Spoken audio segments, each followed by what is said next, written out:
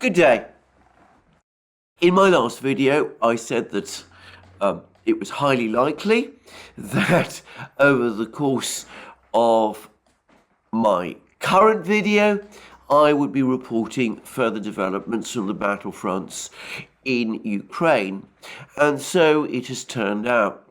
Firstly, there's reports that the Ukrainian authorities are now rushing whatever reserves they have left to the Bakhmut front, that they're becoming increasingly concerned that the position of the Ukrainian forces in Bakhmut is becoming untenable and undefendable, and that they're rushing reinforcements to Bakhmut to try to stabilize the situation there and to stop the forces in Bakhmut from being not just surrounded, but also put in a position where they might have to surrender.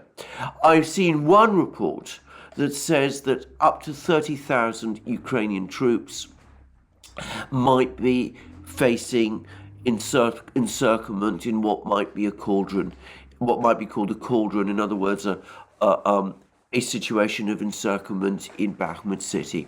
Now, I want to stress I don't have any way of corroborating these numbers. I have no way of corroborating either whether it is indeed the case that the Ukrainians are now throwing everything they have left to try to save the situation in Bakhmut, but neither of these figures are neither the fact that there might be 30,000 troops, Ukrainian troops in jeopardy, nor the report that the Ukrainians are rushing reinforcements to Bakhmut. Neither of these things would surprise me. If either or both of these reports are true, then again it confirms a further few things. Firstly, the critical importance of Bakhmut to Ukraine's defense positions in Donbass. Now, I say this because, of course, there's been endless numbers of reports now in the Western media downplaying the importance of Bakhmut, suggesting that if Bakhmut does indeed fall, that this isn't going to make any great difference because the Ukrainians have all kinds of other fortified lines further east, further west, and further north, and further south, and that the fall of Bakhmut would be no big deal. Well, not only do the maps I've seen, which highlight Bakhmut's central position and its key role as a transportation and logistics hub for the Ukrainian forces in Donbass, not only do the maps tell a different story, but if it is indeed the case that there are 30,000 Ukrainian troops trying to hold out in Bakhmut and that the Ukrainians are rushing their reserves there, well, that, of course, both of those facts expose the falsity of the allegation that Bakhmut doesn't matter. And the second point I would make is that if Ukraine is indeed rushing its available reserves to Bakhmut, if there are as many as 30,000 Ukrainian troops in jeopardy in Bakhmut, then I'm sorry to say that this again confirms what Prigozhin, the head of the Wagner Group, is saying, that Bakhmut is turning into a meat grinder, horrible expression for the Ukrainian army, that they're having to defend this location, that they're pouring troops into the attempt to do so, that lives are being sacrificed, lives of Ukrainian soldiers are being sacrificed, trying to cling on to Bakhmut because of its critical importance to Ukraine's position in Donbass. And of course, from a Russian point of view, that plays into their hands because it weakens the Ukrainian forces further. Now, I want to stress again that both of these reports, that up to 30,000 Ukrainian troops might be isolated in Bakhmut or at risk of being isolated in Bakhmut and encircled, and the report that Ukraine is rushing reinforcements there, that is not absolutely confirmed, even though I have to say, the sources I've seen which say this have up to now proved reliable, and it is consistent with everything else that I've seen and heard about this battle. By the way, Newsweek has written a long piece which obviously describes the Battle of Bakhmut very much from a Ukrainian perspective, but which also confirms the brutal nature of the fighting for Bakhmut, and which effectively concedes that the Battle of Bakhmut is the most brutal and the most cruel that has been waged in the war so far, and by a measurable distance as well. So that's one piece of information we have about the situation in and around Bakhmut. The Ukrainians rushing reinforcements to this area, trying desperately to hold on, even as the situation of the Ukrainian forces in Bakhmut deteriorates. That's one report. And now that there are other reports about another massive Russian missile strike being prepared. And this comes from two sources. Firstly, there's satellite pictures which appear to show a massive gathering of Russian air power at the Engels Air Base. Now, the Engels Air Base in central Russia is the key air base of Russia's strategic air forces. The long-range bombers that carry the heavy cruise missiles that are used, have been used so effectively by the Russian Air Force against Ukraine. And pictures show around 24 of these bombers, Tupolev 160 supersonic long-range bombers, Tupolev 95 turboprop bombers from the Cold War, but still very effective as missile carriers. All of these 24 bombers sort of collecting in Engels Air Base, and lots of ground crew busy around them, all of which may suggest that some kind of big bombing raid is being prepared. Now, these are satellite photos. We could be seeing here an exercise in Russian misinformation. I mean, that happens. It may be that the Russians know that these satellites are overhead, that they might want everybody to think that this huge bombing raid is about to happen, and so they've staged a whole series of events at the Engels Air Base to make us think so.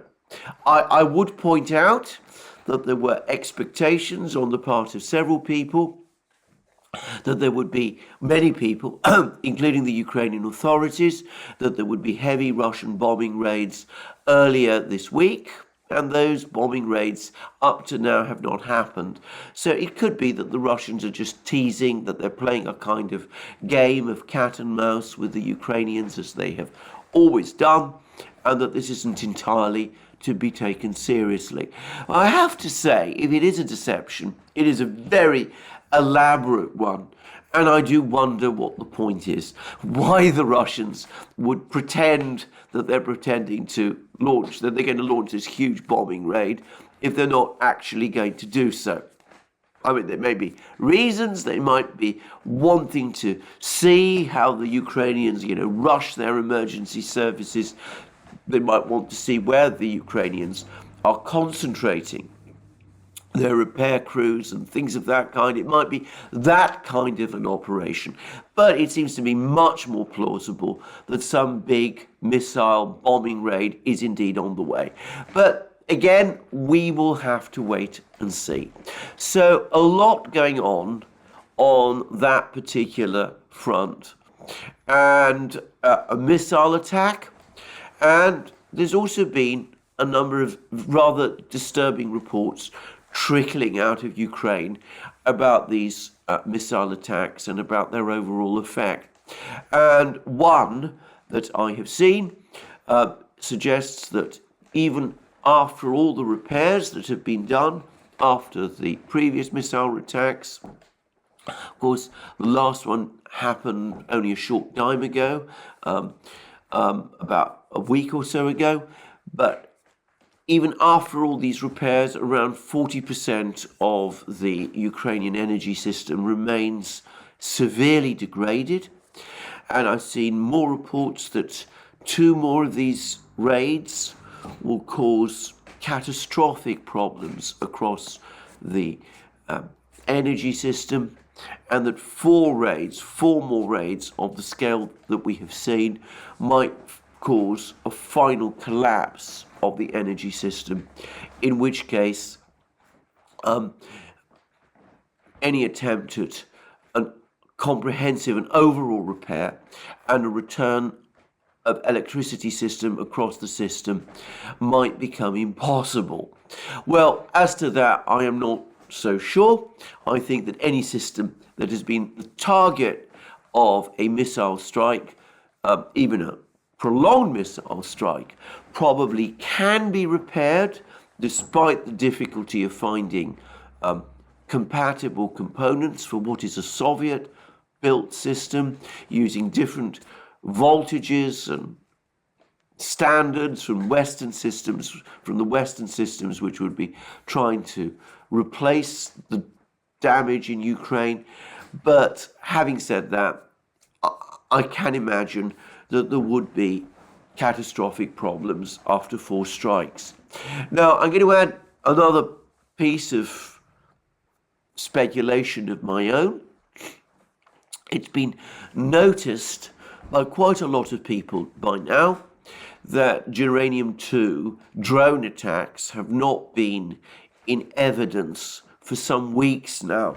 The Russians have been launching attacks on the Ukrainian energy system with their heavy missiles, their Kh-101 and Kh-55 missiles launched from their aircraft, these strategic bombers that I've been talking about, that we've been seeing at the Engels Air Base. They've been launching attacks on the energy system with their Kalibr cruise missiles that are launched from the warships in the Black Sea. And I believe some of these Kalibr missiles are also launched from the ground-based Iskander systems, which are plentiful, by the way, within the Russian military system. But we haven't been seeing Geranium-2 drone strikes for quite a long time. And there's been a lot of discussion as to why this is the case. It's been suggested that the Russians have run through all of the Geranium-2 drones that they imported from Iran. That is one possibility. Or it could be that they were, for some reason, dissatisfied with the effectiveness of the Geranium-2 drone strikes, which I've also seen some suggest, even though all the indications are that these drone strikes were particularly effective. And then there's a third view, which I think is much the most plausible, which is that the Russians, the previous drone strikes, were basically testing these systems, finding out how effective they actually were. These are easy drones to make. They can be produced in hundreds, perhaps even thousands, that the Russians have established production lines for either Geranium-2 drones based on an Iranian license, or perhaps for similar drones that they're making themselves, and that they are building up a huge stock of these drones for a sustained drone offensive. And that seems to me by far the most likely explanation. And I'm going to suggest that if it is indeed the case that the Russians are coming close now, edging closer to the point when they're going to carry out what could be, if you like, terminal damage on Ukraine's energy system, then at that point it might be cheaper and easier and more effective to stop launching barrages of heavy and expensive missiles at an energy system that has essentially crashed. It might be more effective to launch heavy drone attacks by swarms of cheap drones to try to keep this energy system from being repaired. So I wonder whether that is what we're heading towards. Now, there's been much discussion about what the purpose of these drone attacks is, and we've had an interesting series of comments from the Russian Foreign Minister Sergei Lavrov. And he has said that these attacks on the energy system, he said it's a dual-use energy system, that the Ukrainians use it to power their transportation system. By that he means their railway system, which depends largely on electricity. And he says that by knocking out the energy system, the Russians are knocking out the transport system, and therefore it's a dual-use system, and attacking it is therefore justified for military reasons. And that's, of course, Lavrov's rationale, but you can see that you can see the logic of it, even if you don't agree with that logic. And perhaps more importantly, Lavrov talking in that way points, in fact, to a Russian intention to knock out the energy system and the railway and transportation system. And coming back to a point which I've made in several programs previously, the logic of that, to my mind, also points eventually to missile strikes, perhaps using hypersonic missiles against the Dnieper bridges. Now, if that happens, it won't just be 30,000 Ukrainian troops isolated in Bakhmut. It will be a much larger Ukrainian force east of the Dnieper River. I'm not going to try and guess the numbers, but Ukrainian forces in Donbass, in Kharkiv region, they could find their communications with the central Ukrainian regions cut off because of the demolition of the bridges. So we could see that things are now building up. And as I discussed in my video yesterday, Shoigu, the Russian defense minister, has now basically indicated that the retraining of the Russian reservists who were called up in September, the 300,000 reservists, plus apparently another 80,000 volunteers, that's now been essentially completed, and that Russia is therefore now in a position where it can start inducting these reservists in hundreds of thousands, instead of tens of thousands that we've seen up to now, into the Russian military, which is involved in this war in Ukraine, and that will perhaps prepare the situation, prepare the grounds for the Russian winter offensive. And what we're also seeing are further signs of Russian build-up, and of course if this missile attack comes, if the situation in Bakhmut turns critical, if the attacks on the transportation system intensify, then we can start to see how all of these things will start to fall together and into place. And there's been some more reports, and these reports talk about a critical situation for Ukrainian forces in Kharkiv region, these forces that have been trying to launch an offensive towards Lugansk, trying to reach Severodonetsk and Lysychansk from the areas of Kharkiv region which Ukraine recaptured in September. That offensive has been at a standstill. All of the reports, including reports from Patrick Lancaster, who has joined us on the Duran in an important live stream. Anyway, all of those reports talk about the Russians building up heavy fortified lines in this area, building up their forces in this area, going on limited counteroffensives in this area. All of those reports tell us about these things. But there are now also reports from the other side, from the Ukrainian side, that Ukrainian forces in this area, in Kharkiv region, in northern Donbass, that they are running critically short of artillery ammunition. And there are apparently two reasons for this. One is that it is becoming increasingly difficult to transport ammunition across a railway system that is starting to crumble after the attacks on the energy system.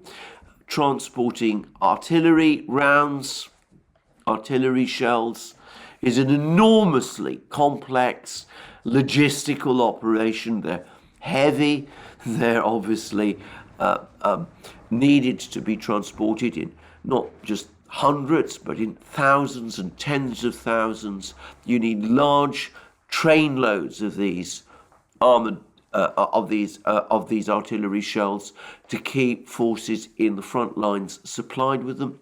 So undoubtedly, Ukraine's communication problems, transportation problems, are having an effect.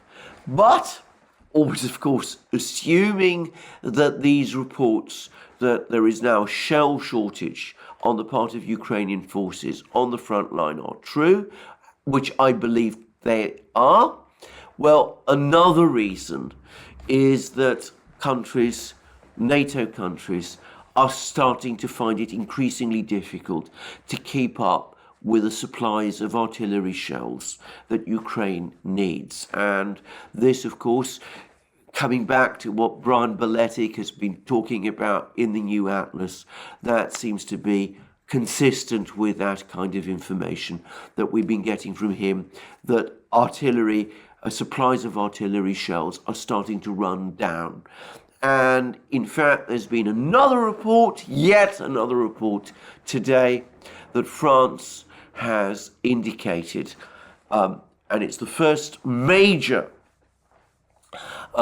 NATO state to do this. France has indicated that it is now tapped out of the amount of military equipment it can send to Ukraine. It's run through, presumably it's Caesar artillery systems, self-propelled guns that it can supply. It's going to supply some multiple rocket launch systems, but apparently after that, it's really not in a position to supply much more. So, all of this points to a gathering crisis for Ukraine. Ukrainian troops, supposedly up to 30,000 of them, at risk of being surrounded in Bakhmut and the surrounding areas. And by the way, if that number is anywhere close to being true, we're talking about a very significant part of the Ukrainian military. If Ukraine simply cannot afford to lose numbers of men those sort of numbers of men in any one battle, if Ukraine loses 30,000 men because they're surrounded and captured or forced to surrender or killed by the Russians, then to be straightforward about it, the Ukrainian army will have suffered a disastrous loss of men from which it perhaps cannot recover. And situate indications that Ukraine is now starting to experience this artillery shell shortage that has been talked about for some time, but that it's starting to actually happen. And also, of course, these constant fears, these constant rumors that that there's going to be a severe crisis in the energy system, with the Russian missile attacks coming literally at the moment when the cold weather is really now setting in Ukraine, when snow is starting to fall and when temperatures in Ukraine typically drop below zero. Now, on the last point, I'm going to say this. I've said previously that if it is indeed the case that Ukraine is worried that its entire energy system might be on the brink of collapse, then It is the moral duty, it's also in some ways I would say the legal duty of the Ukrainian government, not just to tell people in the cities to leave, but to insist upon their evacuation, to make it obligatory. And certainly they should be acting now to evacuate those people in the cities who are the most vulnerable. I mean here small children, I mean here old people. There ought to be a program, an immediate program for their evacuation. If the transportation system collapses, if the railway system collapses, if it's no longer possible to move people from the cities, and there is a humanitarian crisis because there's no electric power, well, I have to say, if Ukraine hasn't taken steps previously to evacuate the vulnerable, the young, and the old, then I'm afraid it must share at least some of the responsibility for the consequences. I wonder, and I have to say this, I don't like saying this, I wonder if one of the reasons why Ukraine has not been organizing this mass evacuation of civilians from the cities, whilst it is still possible to do, is because there aren't some people in the Ukrainian government who, far from shrinking at the consequences of a humanitarian crisis, might actually be hoping for it on the grounds that doing so might elicit more sympathy for Ukraine in the West. I hope I'm wrong. I hope this is just a case of denialism and inability to plan. But I'm afraid the reality is that it would not surprise me if it were true. Anyway, that's the situation as I see it on the ground. We are now moving steadily towards a crisis. All the indications are of a crisis for the Ukrainians in Bakhmut. All the indications are of a major Russian missile and probably eventually drone strike on its way. All the indications are pointing also to a major Russian ground offensive, probably in Donbass and in Kharkiv region, all of them being prepared. You could say that Surovikin's sledgehammer is about to strike. I don't know the timing, I don't know the exact plan, but if I'm right, and if that is indeed what's about to happen, then the effect for Ukraine is going to be devastating. And there is something else that has happened as well, because the Russian Foreign Minister Lavrov, as well as explaining the reasons for these attacks by the Russians on the Ukrainian energy system, he's also talked about the state of diplomatic discussions. And he has ridiculed the suggestion that there are serious discussions for a compromise peace going on with the United States. He said that no such effective discussions are taking place. He says that there's no sign that Ukraine is in any position to conduct negotiations by itself. And he basically says that all the talk of negotiations that we were hearing a few weeks ago, that, it was all a bubble, that it really didn't mean anything.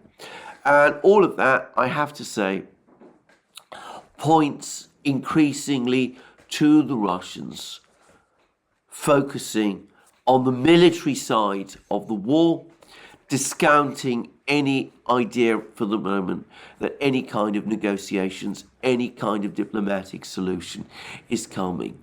So if I'm right that Surovikin's sledgehammer is about to fall, well, you can see from Surovikin, from Lavrov rather, why that might be the case. Anyway, that's where we are. What is the West doing in response to all of this? Well, I'm going to say that there's been an extraordinary amount of confusion and muddle.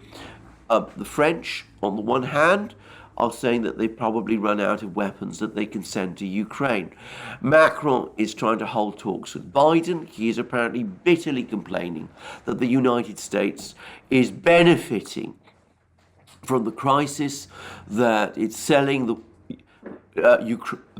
Europe overpriced LNG, that the legislation that the Biden administration has passed, providing subsidies to industries that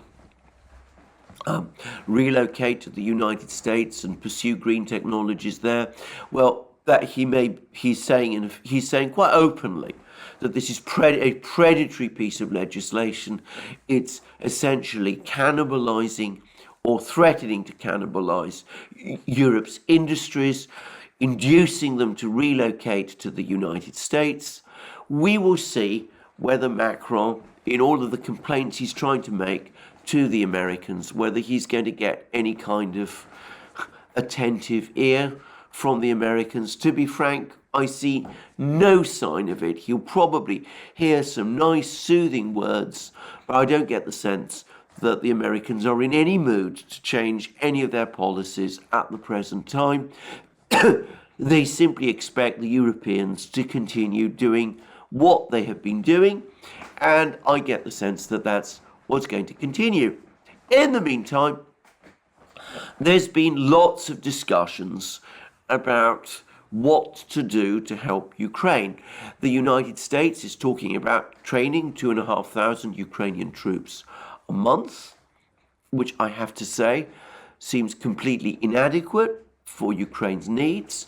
Brian Beletic is far and away the best person to discuss these topics about training systems.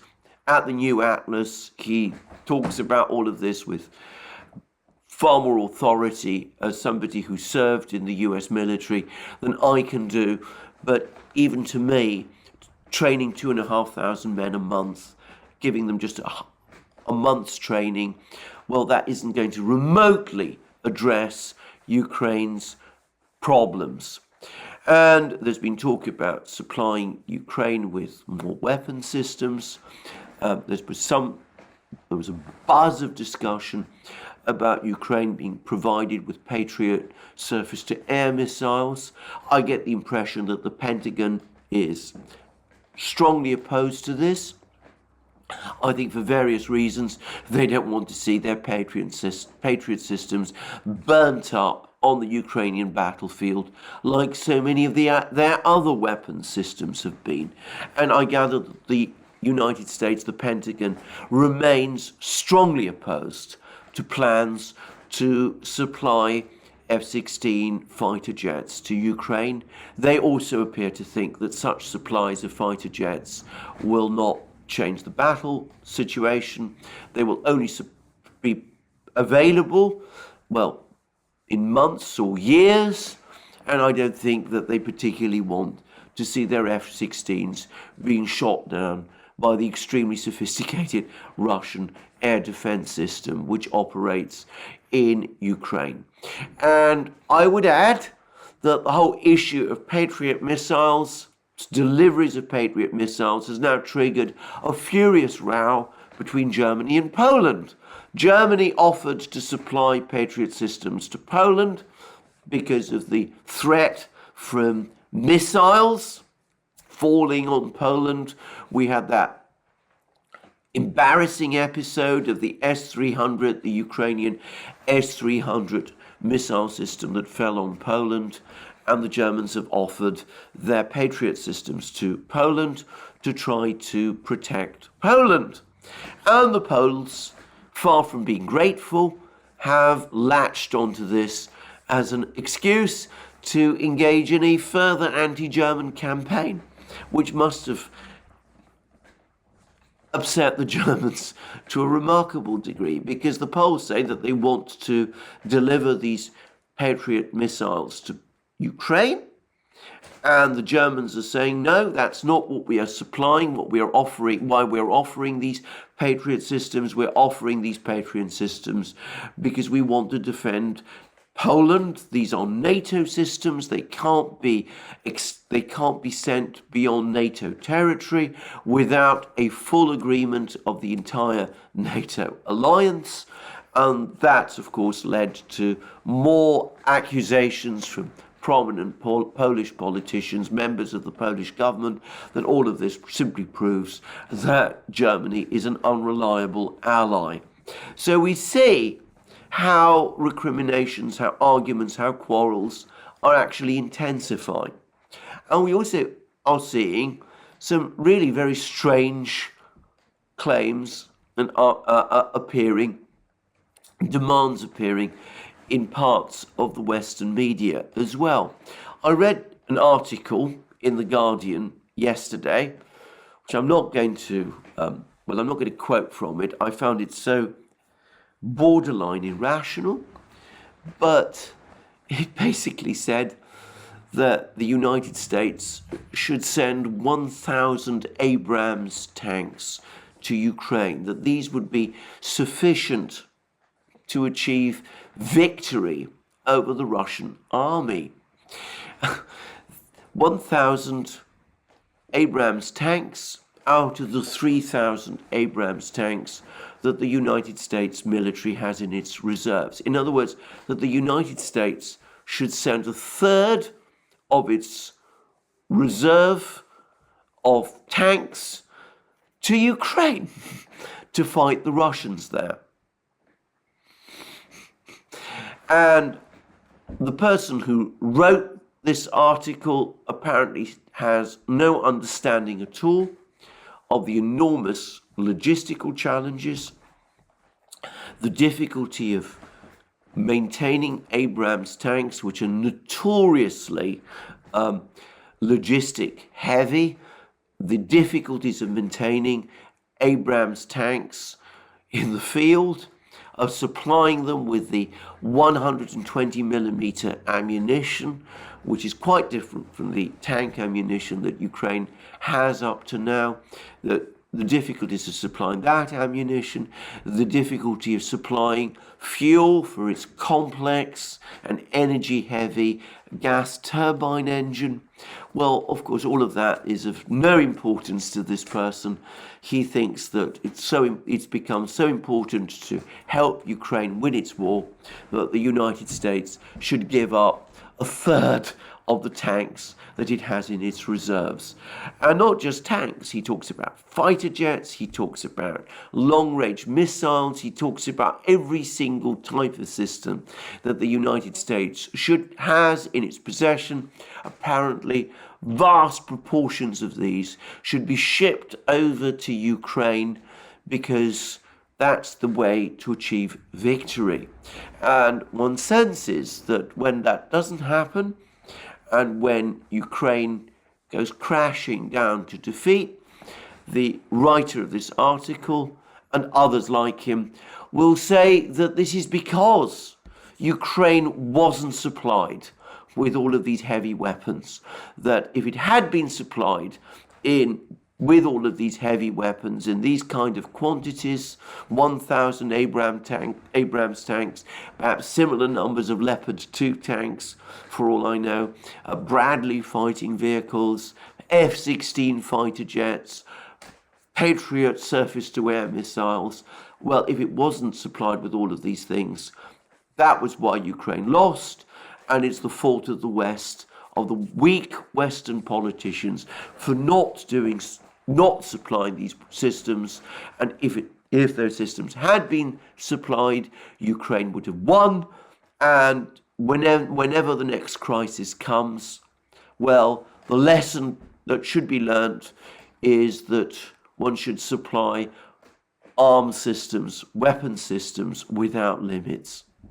Well, again, I'm not going to discuss further the logistical madness of all of this, the extraordinary problems that supplying weapon systems in those kind of volumes to Ukraine would cause, both to the US military, to the NATO militaries, to the logistics chain, to the military industrial complex, and its ability to supply replacements to these systems. Again, Brian Boletic, the new Atlas, does that far better and far more authoritatively than I can do. So here we are. We see these, I think, slightly deranged articles appearing in places like The Guardian. We see Western governments arguing with each other, France versus the United States, Britain having sniping now at Germany, Poland openly abusing Germany, and we see Ukraine pulling all its reserves, apparently, allegedly, but I've no reason to doubt this, towards Bakhmut, trying to prevent the collapse that looks like it's emerging there. And on top of that, as I said, Surovikin's sledgehammer about to fall in the form of more missile strikes, about to fall in terms of these grinding ground offensives which we're likely to see. I have spoken in this program again about Lavrov poo-pooing any idea that peace talks are on the way. I should say that Russia's intelligence chief, Sergei Naryshkin, has now confirmed that he did in fact discuss Ukraine and the conflict there when he met with the CIA director William Burns in Ankara. The United States, of course, insisted that this was not going to be, Ukraine was not going to be a topic of discussion between Naryshkin and Burns. The United States government said that it would be, looking at strategic stability, nuclear weapons, all of these other things, but that there would be no talks about Ukraine without Ukraine. And at the time, I said that if you believe that, well, I have a bridge to sell you. Well, Naryshkin has now said that, yes, in fact, they did talk about Ukraine. He said that Ukraine was one of the words that was most often brought up over the course of that discussion in Ankara. Of course, we don't know what the substance of the talks was, but Lavrov clearly wasn't impressed. I get the sense that the Russians are not impressed, that they feel that whatever suggestions or ideas the Americans are coming up with, they don't remotely address the problem. Well, I have to say this. I get the sense now that we are heading now towards a moment of crisis in this conflict. Probably not the final crisis. I still think that this war has a long way to go.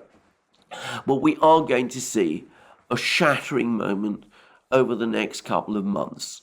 I'm not going to try and speculate about all of its various aspects, but that's how it looks to me. And it also seems to me that Western diplomacy is in a state of bankruptcy. We are not able to articulate or come up with any new ideas about what to do. Ideas of getting China to put pressure on Russia, well, that's all gone. Ideas of getting India to cut back on its oil purchases from Russia, well, that's gone. The idea of isolating Russia from the global south, well, that's all failed.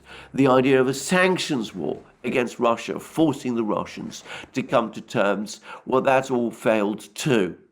And the idea of getting a Ukrainian victory on the battlefronts, well, that ran its course over the course of the autumn, and that victory was not achieved. So I get the sense that we are in a state of bankruptcy. We are without ideas. We have no idea what to do. We are afraid that if we open negotiations with the Russians now, well, all the hardliners in the West will complain, and they will be right to complain in a sense, because if we do that, well, we will have to accept terms from the Russians rather than being in a position to impose terms upon them. And in Ukraine itself, it's clear that Zelensky and his government, having been talked out of negotiations by the Western powers back in March, having turned their backs on diplomatic solutions, having committed everything to a military campaign, believing the West's assurances that they would provide Ukraine with all that it needed to achieve victory, trusting in those assurances, launching all those offensives, having lost tens of thousands of men in battle. Now we have, as I discussed in my program yesterday, I don't want to say too much because that video yesterday did provoke, shall we say, a certain examination by a certain platform. I'm not going to say more than that. Anyway, having seen confirmation, even from Western sources, about the heavy losses Ukraine has suffered, well, it seems that Zelensky has burnt his bridges. He can't negotiate either. So there is nothing now, it seems to me, no diplomatic initiative that is possible at this moment which could achieve a change to this outcome. The fall of Surovikin's sledgehammer. I suspect that negotiations are going to begin at some point. But I'm going to say it frankly, I think that we will have to see massive damage done to Ukraine. Perhaps the Russians on the east bank of the Dnieper, perhaps the Russians closing in on Zaporozhye, across the river from Dnipro, before it happens. I do not relish any of this. Thousands more are going to die. People are going to be cold.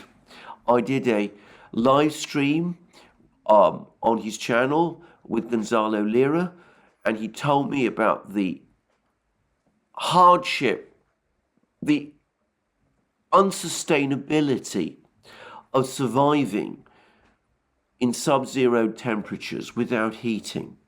That after 12 hours without electricity, the heating systems in your apartment building, the gathered heat dissipates, the cold then comes.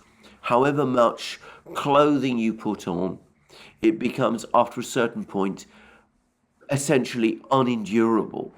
And as I said, the effect that's going to have on young people, on children, on old people, pensioners of pension age, well, that just doesn't bear thinking about. But I'm afraid we're going to have to go through all of that before finally negotiations begin. I find it, as I said, an act of political and moral bankruptcy that we are in that position. But that's the reality that we've come to in this war. Well, thank you for joining me again today. Remember, you can follow all of our programs on Locals, on Rumble, on Odyssey, BitChute, Rockfin, and Telegram. You can also support our work via Patreon and Subscribestar. Don't forget also to go to our shop, where you can buy the amazing things that you will find there, our magic mugs, our hats, our hoodies, our t-shirts, our sweatshirts, and all of those things. And also please remember, if you've liked this video, to press the like button and to check your subscription to this channel. Well, thank you for joining me again today. There'll be more from me soon. We'll see when and if Surovikin's sledgehammer does indeed fall. And in the meantime, all that's left for me is to wish you all a good day.